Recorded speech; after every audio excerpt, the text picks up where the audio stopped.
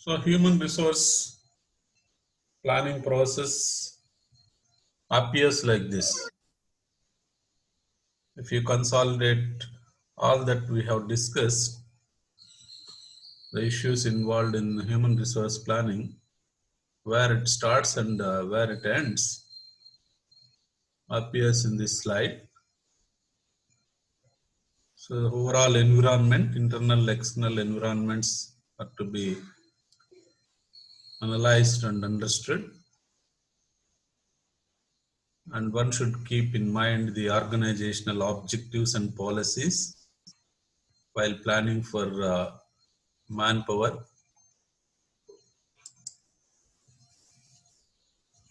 And we need to forecast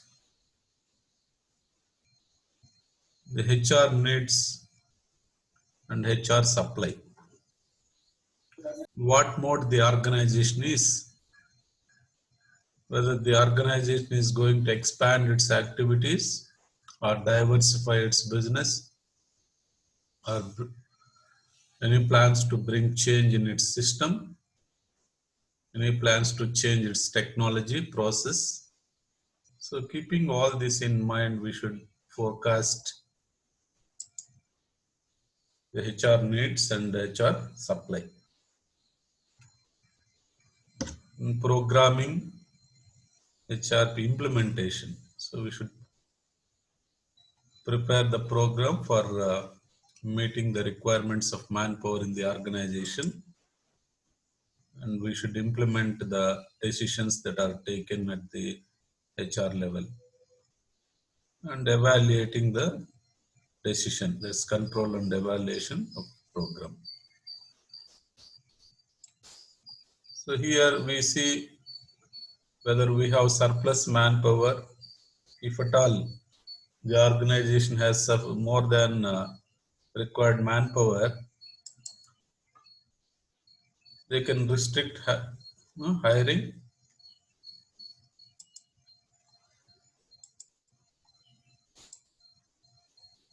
They can reduce hours, working hours.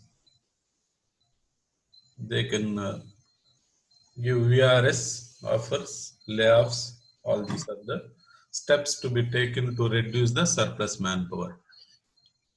If a manpower is shortage for the organization, they can go for recruitment, fresh recruitment and selection. This is how the whole human resource planning process goes.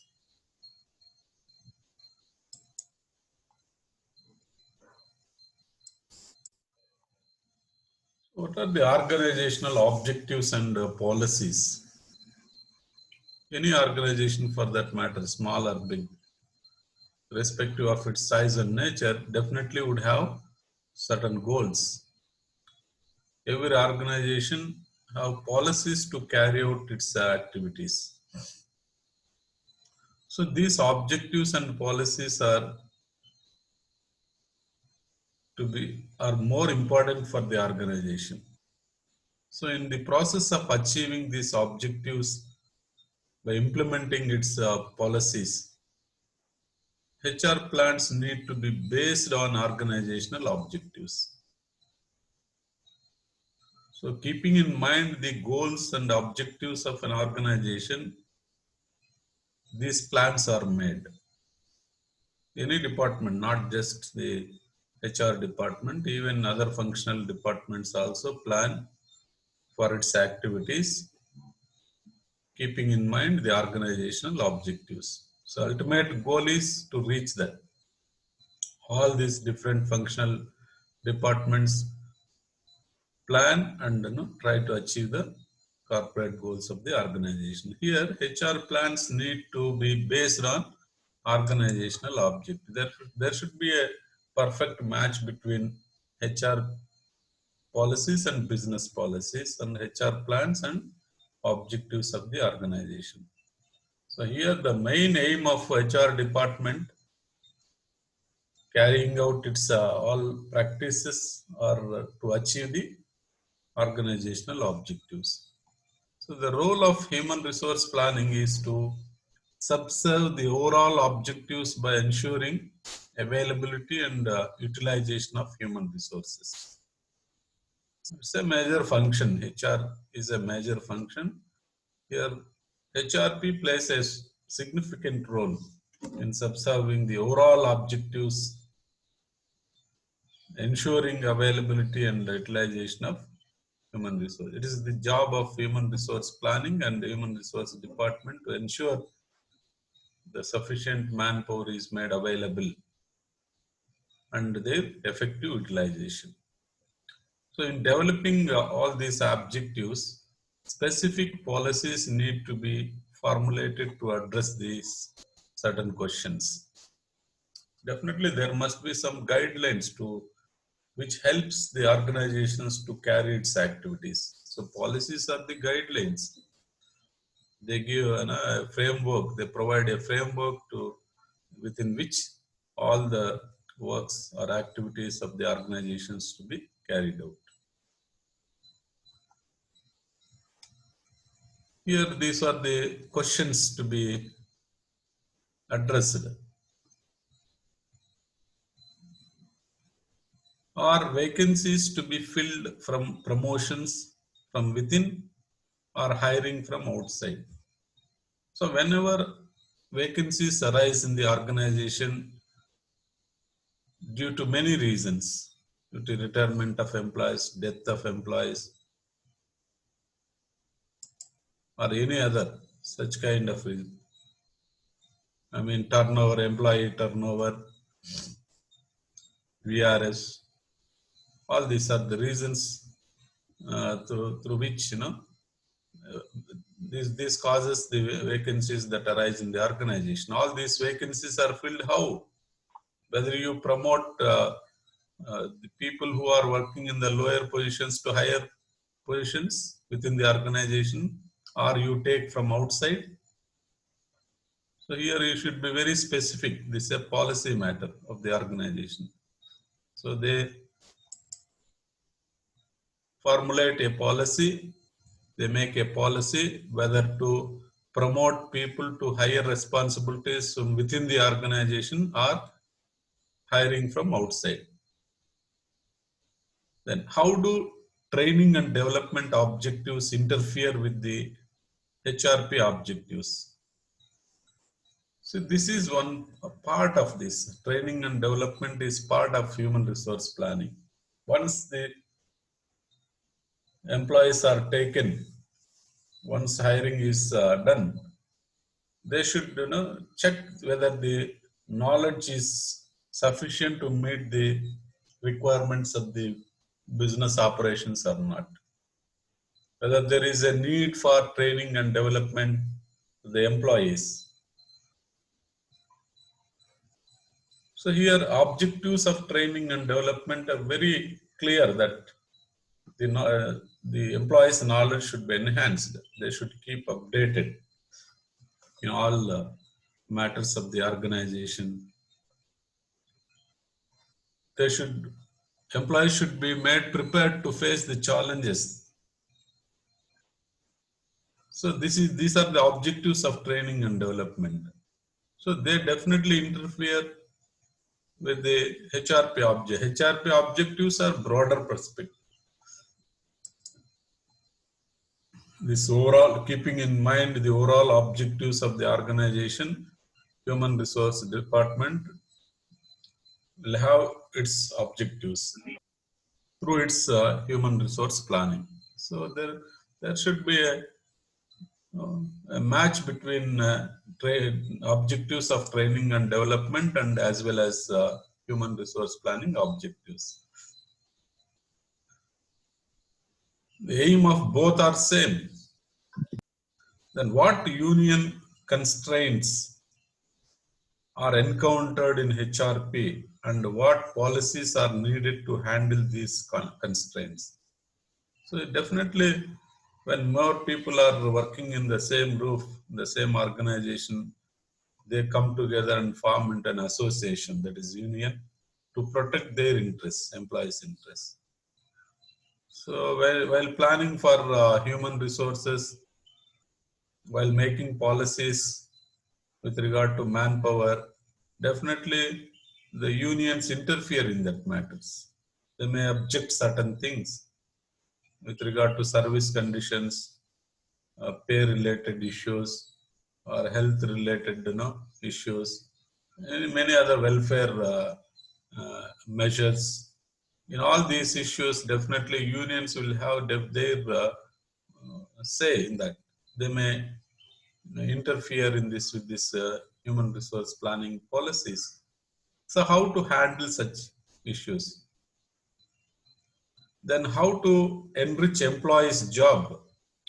Should the routine and boring jobs continue or be eliminated? I told you that job analysis, job design, job enrichment, job enlargement. So these are here making it comfort, enrich employees' job in the sense you are elevating the job. Elevating the job in the sense where you are creating more comfort for the employees to perform his duties. That's job, job enrichment. So how to enrich employees' job? How to carry what methods or what equipments, any other supplements should be made available with the employee to carry his job efficiently and effectively. So how should enrich employees' job? That's one question to be addressed. Should the routine and boring jobs continue or eliminated? Here, if you see, if you compare the present jobs with that of the same in the olden days, there is a lot of change. If you enter into MNCs, even people working at the lower level, clerical and even below that, so you feel so attractive towards that. Their jobs are enriched. They are provided with all facilities. They have given separate cabins, all equipments, all those things.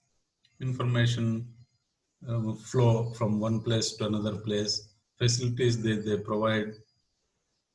All these are very important. That's how the job is enriched. So anyone definitely would like to work with such kind of environment. Though it is a clerical job, small job, and because of that facilities and because of such kind of environment the organization has created, people prefer to continue with that job and prefer to work with such kind of organization. Instead of continuing the same old type of method, same old type of furniture or anything for that matter, records. So should the routine and boring jobs continue or be eliminated? Now, a change you can notice this recent days because of this lockdown situation. How now we were conducting classes and how we are now conducting, and almost all teachers as well as the students are comfort with this system now, because we were not exposed earlier to this video conferencing and online classes. Now it is easy, very easy. Now, if we make a survey among all the students and the teachers, which method they prefer, whether the traditional method, the formal conducting of classes, or online. So most of them give preference to this method because it is more comfort in several ways. So that's how that job is enriching. And all this ICT, information communication techniques and tools are provided. When classroom is made available with prepared with all these facilities, you feel so comfort as well as the teachers. That's how that job is enriched. So this is another question to be addressed. How to downsize the organization to make it more competitive is the another question. So downsize the organization to make it more competitive. So downsizing the organization in the sense that here competition is very severe in these days. So you should make the organization to competitive. So what gives the organization that competitive advantage or competitive edge? Well, you make it small, reducing its size, or any other method you have that gives a competitive advantage to the organization. So these are the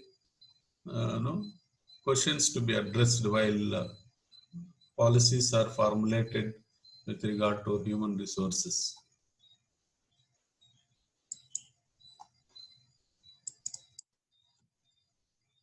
Now we have seen that demand forecast and supply forecast. While planning for human resources, we must forecast the demand for the manpower and supply of manpower from which sources. This HR demand forecast is the process of estimating the future quantity and quality of people required. So demand forecasting is the process of, with regard to HR demand forecasting, is the process of estimating future quantity and quality of people required. It's not just the number. Quality is also important, which suits the requirements of the job. So whether sufficient number is available, manpower is available, and the expected quality manpower is available, so you must forecast. The basis of the forecast must be the annual budget and long-term corporate plan translated into activity levels for each function and development. So what should be the basis for forecast? And that must be the annual budget and long-term corporate plan. See, while doing anything, you must keep the objectives of an organization in mind. The corporate goal, as long-term corporate plan means corporate goal of the organization. So keeping in mind this long-term corporate plan, we should forecast what kind of manpower we require, how much it costs annually. So that which can be translated into activity levels for each function and department. So we should turn all this into department functional level. So there are several departments, functions within the organization, how much each function requires, how much it costs, all these are very important. So all these must be estimated. Demand forecasting must consider several factors, both internal and external. So there are factors determining the human resource planning we have seen in the previous classes. So which factors? You must consider these factors, internal and external factors, while forecasting the demand of the manpower. So among external factors are competition, economic climate, laws and regulatory bodies, changes in technology and social factors. So competition from across in the domestic as well as foreign markets. External factors are economic climate, laws and regulatory bodies, changes in technology, social factors. These are the factors, external factors that impact the human resource availability and human resource planning. So all these must be considered and analyzed and understood while forecasting human resource demand. So internal factors are budget constraints, production levels, new products and services, organizational structure, and employee separation. So these are the internal factors. Uh, First thing is how much it costs. Budget is very important. Whether you have sufficient funds to meet when you hire this number of people and quality people, and can you utilize all these manpower optimally, optimum levels.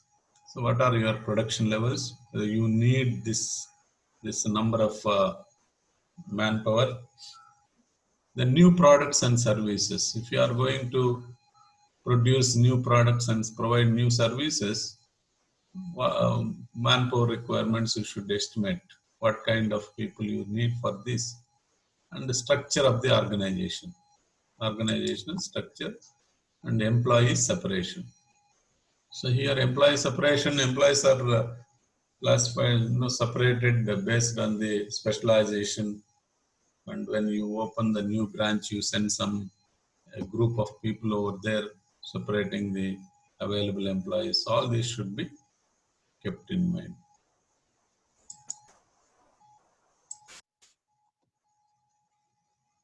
So that is what is demand forecasting. So this demand forecasting for manpower helps to quantify the jobs necessary for producing a given number of goods. It prevents shortage of people where and when they are needed most. It determine what staff mix is desirable in the future. So these are all benefits of demand forecasting. Here, how much you need, how many employees you need, quantifying the jobs necessary for producing. So before estimating forecasting for manpower, definitely you see how many jobs are available, what level of jobs are available to take up that particular activity or to produce the particular goods. So here this prevents, while doing so, you can prevent the shortage of people where and when they are needed most. And also staff mix can be determined.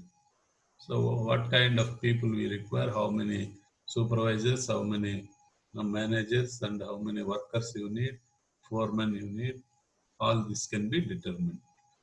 So demand forecasting helps to determine all this. And it also helps to monitor compliance with the legal requirements with regard to reservation of jobs.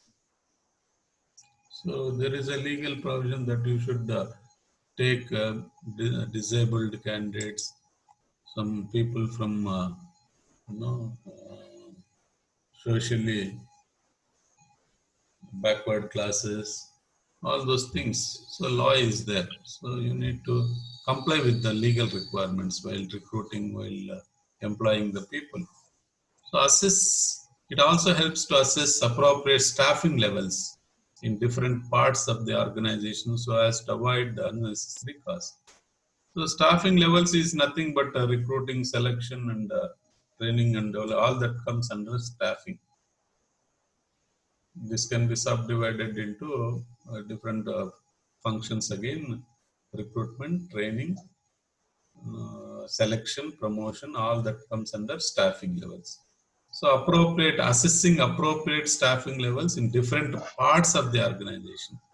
So different parts of the organization in the sense, different functional areas: production department, marketing department, finance and accounting, HR department. So how many you require in each functional areas in each part of this organization, so that you can avoid unnecessary costs.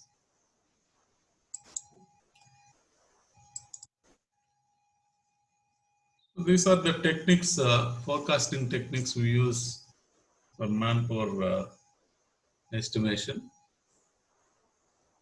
managerial judgment, ratio trend analysis, work study techniques, Delphi technique,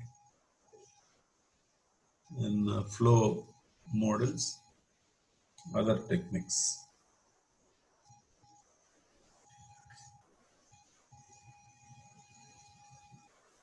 So this managerial judgment is one of the forecasting technique of manpower. What is this managerial judgment? So these techniques, forecasting techniques, vary from simple to sophisticated ones. So before describing each technique, we stated that organizations generally follow more than one technique. These are the technique: managerial judgment and others. So what is this managerial judgment? So this technique is very simple one. In this, managers sit together,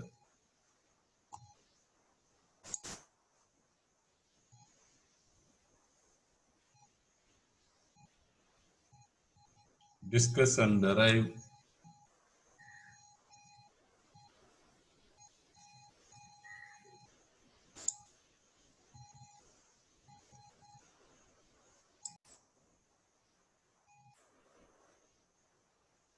So this technique, managers sit together, discuss and arrive at a figure which would be the future demand for labor. So the technique may involve a bottom-up or a top-down approach. So in the first line managers submit their departmental proposals to top managers.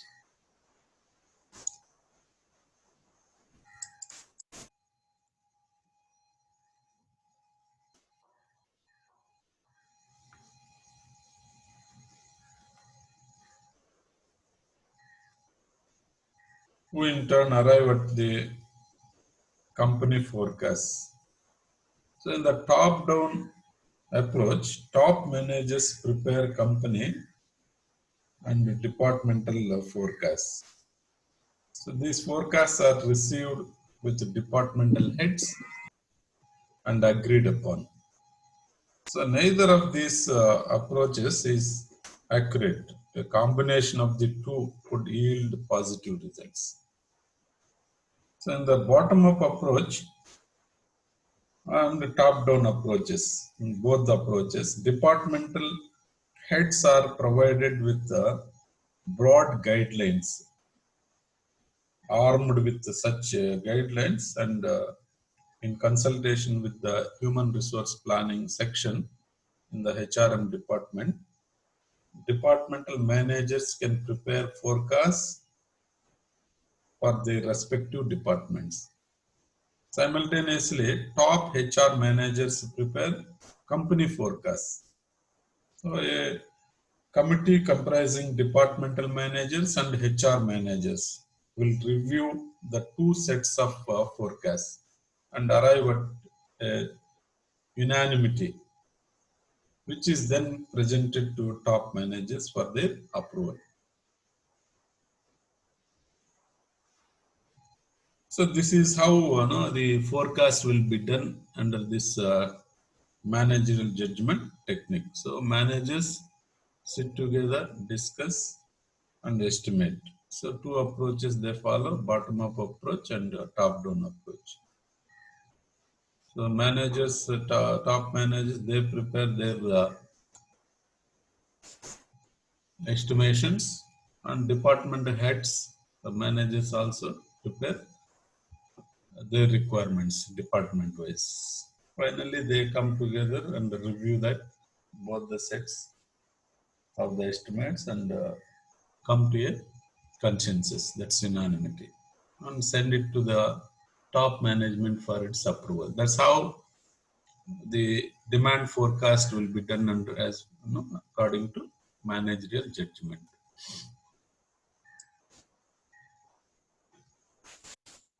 The other method is ratio trend analysis.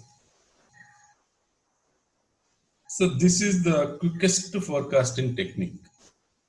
The technique involves studying past ratios, say, between the number of workers and sales in an organization, and forecasting future ratios, making some allowances for changes in the organization or its methods. So ratio trend analysis involves studying past ratios and forecasting future ratios, making some allowances for changes in the organization or its methods. This is how things will be done as per this ratio trend analysis. Then the other method is the work study technique. This is another demand forecasting technique of manpower. So this is similar to again a ratio trend analysis, in that forecast is based on the relationship between sales volume and employee size. However, regression analysis is more statistically sophisticated. So a more firm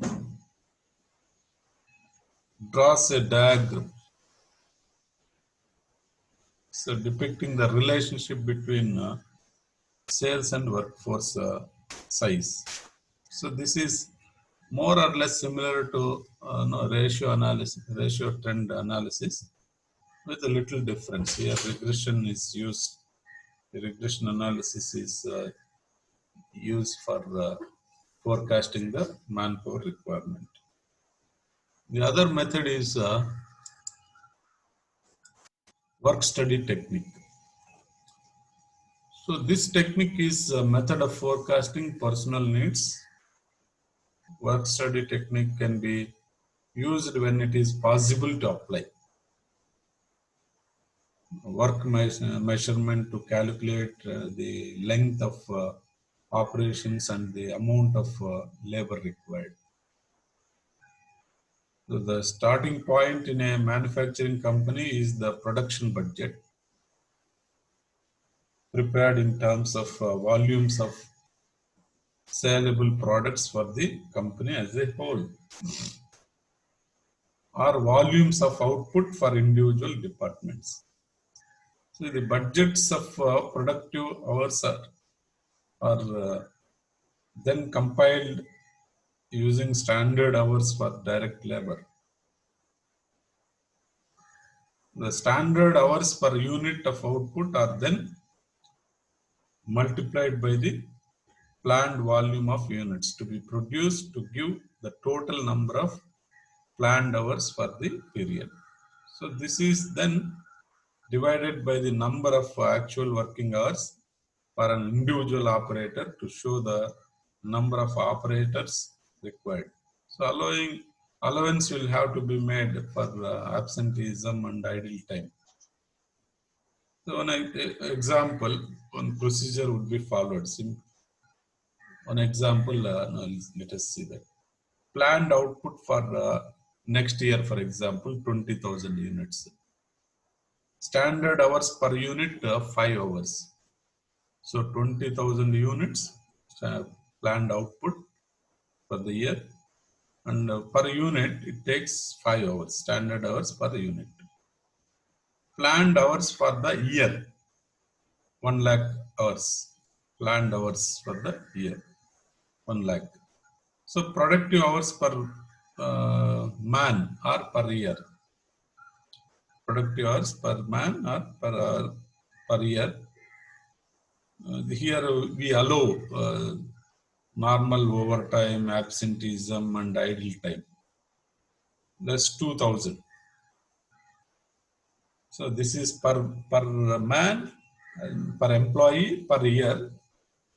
Standard production hours per man or per year is 2,000.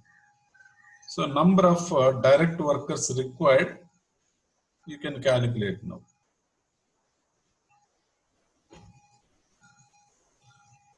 50. How 1 lakh hours per year.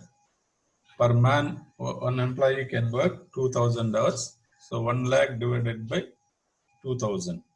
So you get 50. This is number of direct workers required. So if you employ 50 workers, They work almost 1 lakh hours and produce 20,000 units. This how this can be calculated. Work study techniques. So work study techniques for direct workers can be combined with ratio trend analysis to forecast for indirect workers, establishing the ratio between the two categories.